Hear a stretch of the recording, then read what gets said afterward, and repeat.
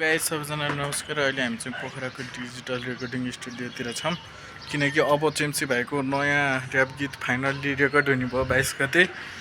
सबजनाले चाहिँ हेरेर लाइक कमेन्ट सेयर सब्सक्राइब गर्नु होला। के कसो भाइ डिजिटल स्टोर रेकर्डिङ स्टुडियोमा रेकर्ड गर्ने हो गीत कि नगर्ने हो?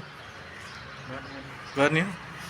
ल अब चाहिँ हामी लाग्छौँ होइन यसो चेम्सी भाइको नयाँ गीत रेकर्ड हुँदैछ।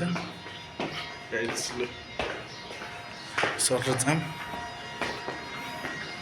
रेडियो जननी भन्ने ठाउँमा आइयो। अहिले चाहिँ पोखराको रेकर्डिङ स्टुडियो गाइस। लेक साइड जानुपर्छ ल। हामी तपाईँहरूलाई लेक साइडको भिडियो पनि देखाउँछौँ। So blogs video please do like and subscribe my channel.